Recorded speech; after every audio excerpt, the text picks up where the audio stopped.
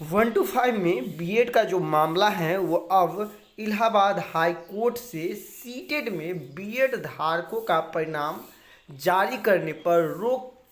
की बात आ गई है। आप देख सकते हैं यह न्यूज़ जो है प्रयागराज से है और ये सीटेट में जो बीएड धारक जो 1 to 5 में आवेदन किए थे उनमें रोक की रिजल्ट, उनका जो रिजल्ट है इसमें रोक की बात की जा रही है। जैसे कि आप देख सकते हैं इस न्यूज़ में स्पष्ट बताया गया है कि इलाहाबाद हाई कोर्ट ने सीबीएसई को केंद्रीय शिक्षक पात्रता परीक्षा अर्थात सीटेट का जो सत्र 2022 का जिसका एग्जाम आप दिए थे, जिनका रिजल्ट भी जारी हो चुका है, इसको लेकर प्राथमिक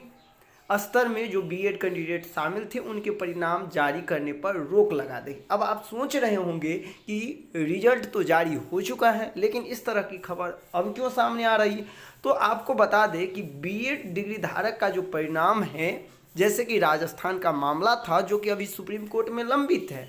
इसी को लेकर जो याचिकाकर्ता थे उन्होंने पुनः इलाहाबाद हाई कोर्ट में इस चीज़ को लेकर अपील दर्ज की और इस बात की मांग रखी कि जब यह मामला एनसीटी गजट 2018 का मामला जब सुप्रीम कोर्ट में लंबित है तो ऐसे में सीटेट किस से 1 to 5 में जो बीएड कैंडिडेट हैं उनका रिजल्ट जारी किया और इसी को लेकर इलाहाबाद हाई कोर्ट ने अपना फैसला सुनाया जिसमें यह स्पष्ट किया कि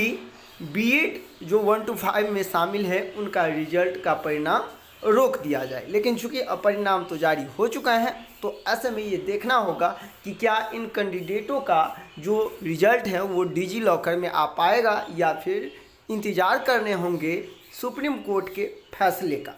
कोर्ट ने कहा कि बीएड डिग्रीधारी के परिणाम सुप्रीम कोर्ट में दाखिल विशेष अनुमति याचिका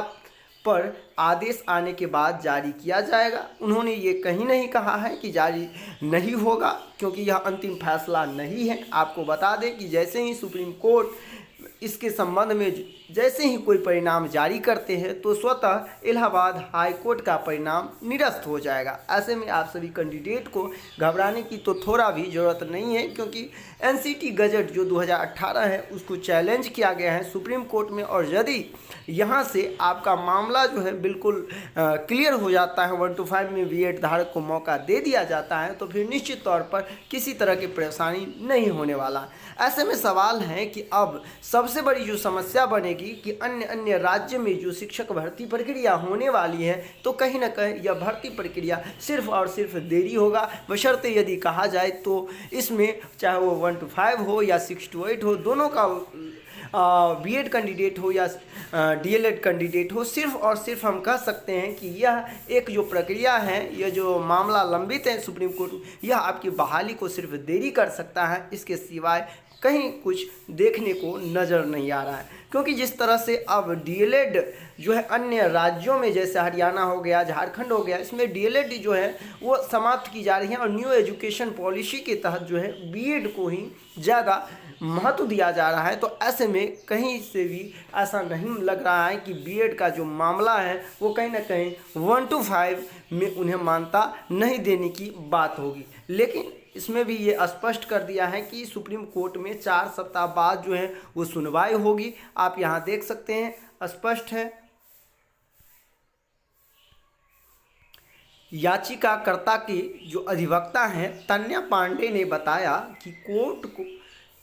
कि राजस्थान हाई कोर्ट ने national teacher counselling for education यानी एनसीटी की जो अधिसूचना है 28 जून 2018 की अधिसूचना को रद्द कर दिया गया है। एनसीटी ने अपने 28 जून की अधिसूचना में सीटीईटी यानी कि प्राथमिक स्तर में बीएड डिग्रीधारों को भी शामिल कर लिया था। इससे हाई कोर्ट में चुनौती दी गई थी, जिसके बावजूद सीबीएसई द्वारा आयोजित सीटेट प्राथमिक स्तर में बीएड डिग्रीधारी को शामिल किया गया, जो कि अनुमान्य नहीं है। यानी कि याचिकाकर्ता की ओर से यह सब स्पष्ट किया गया है कि अभी मामला जो है वो सुप्रीम कोर्ट में लंबित है, तो ऐसे में किसी भी हाल में जो है बीएड अभ्यर्थियों का 1 to 5 का रिजल्ट जारी नहीं होना चाहिए। अब देखना है कि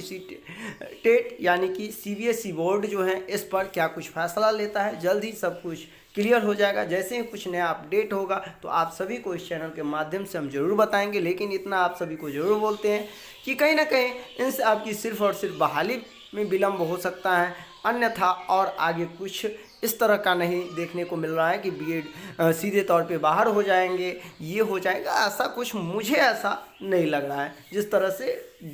न्यू एजुकेशन पॉलिसी का रहा है। अब देखना है सुप्रीम कोर्ट जो है क्या कुछ फैसला सुनाते हैं, उसके बाद सब कुछ क्लियर होने वाला।